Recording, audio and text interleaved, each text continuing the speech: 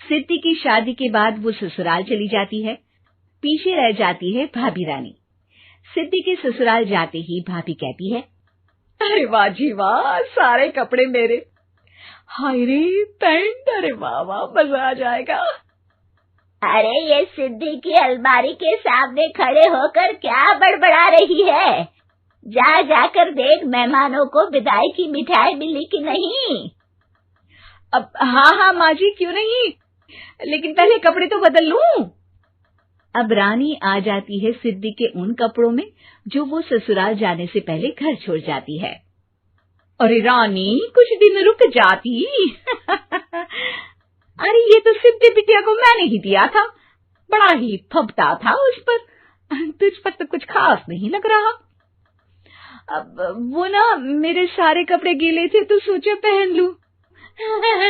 वैसे भी सिद्धि को कौन सा दिन पुराने आउटडेटेड कपड़ों को पहनना है। वैसे भी ये सूट तो मैंने तभी पहना था, वैसे खास है भी नहीं ये।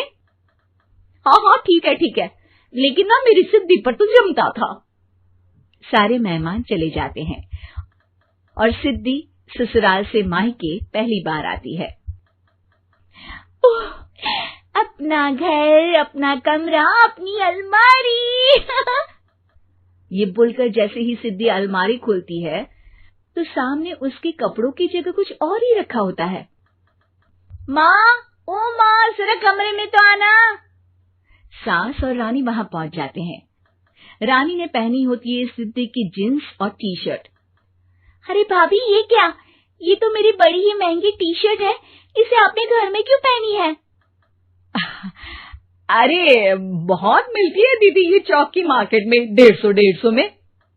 ओ भाभी प्लीज, ये एरोपोस्टल है, 2000 की एक टी शर्ट। ओहो, 2000 में तो दीदी 4 साड़ी आ जाए। अब क्या बोलूं? भाभी, ये मेरी अलमारी में छोटू के कपड़े, तो मेरे कपड़े कहाँ हैं? मेरी अलमारी में? अब दीदी आपको कौन से पुराने कपड़े पहनने थे? माना भाभी, लेकिन मैं जब घर आती तो यही सब पहनती ना। अरे तुम तो बड़ी कंजूस हो दीदी। खैर, वक्त आता है जब सिद्धि ससुराल के लिए रवाना हो रही होती है। अरे रानी, अंदर से सिद्धि का गिफ्ट ले आ, लड़की पहली बार ससुराल से मायके आई है। रानी अंदर जाती है और एक सिंपल सी साड़ी लेकर बाहर आ जाती है। ये लीजिए माँ जी। सास बेटी को गिफ्ट देकर ससुराल भेजती है। अगले दिन रानी एक सुंदर सी साड़ी पहनकर सामने आती है। अरे रानी, ये तो वो साड़ी है जो मैंने सिद्धि को देने के लिए दी थी जब वो ससुराल ले जाती, लेकिन ये तूने कैसे पहन ली? अरे माँ जी, ये साड़ी तो मुझे बहुत पहले से ही पसंद थी, लेकिन चिंता ना करिए, मैंने सिद्धि के लिए भी अच्छी सी साड़ी दी है। हाँ। तभी सिद्धि का फोन आता है। क्या माँ, कुछ अच्छा तो दिया होता ससुराल ले जाने के लिए। अरे पहले दिखा दिया होता। ये चमकते हुए पैकेट में नौकरानी वाली साड़ी मत दिया करो माँ। अरे बेटे, वो तेरी भाभी ने ना गलती से उससे पैकेट बदल गया। हाँ, मैं कल ही तेरे भाई के हाथ से तेरा वाला पैकेट भेज दूंगी। अरे रहने दो माँ, आई एम श्योर भाभी ने अभी वही साड़ी पहनी होगी जो तुमने मेरे लिए रखी थी। तुम तो समझ नहीं पाई उनको। खैर छोड़ो, मैं ज्यादा बोलती अच्छी नहीं लगती, रहने दो, आपको उन्हीं के साथ रहना है, फिर बात करेंगे।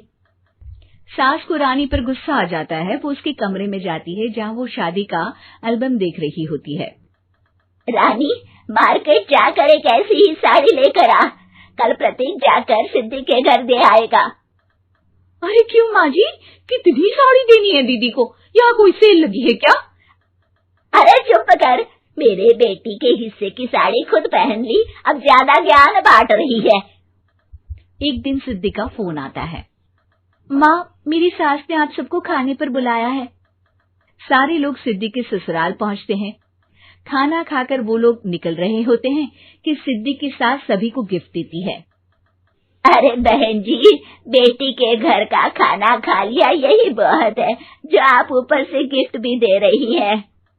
अरे बहन जी, आप भी कहाँ इन बातों पर विश्वास कर रही हैं। सास सभी को गिफ्ट देती है, लेकिन रानी को जो साड़ी देती है वो अजीब सी हरे रंग की लाल रंग के बड़ी छाप वाली होती है। अरे छी छी, ये कौन पहनेगा? सासू माँ को तो जरी वाली इतनी सुंदर और मेरे लिए ये नौकरानी वाली। अरे भाभी, दरअसल मैं जब भी घर आती थी आप वापसी में ऐसी ही साड़ी देती थी ना, तो माँ ने सोचा कि आपको आपकी पसंद की ही साड़ी क्यों ना दी जाए। बेचारी रानी, बोलती भी तो क्या।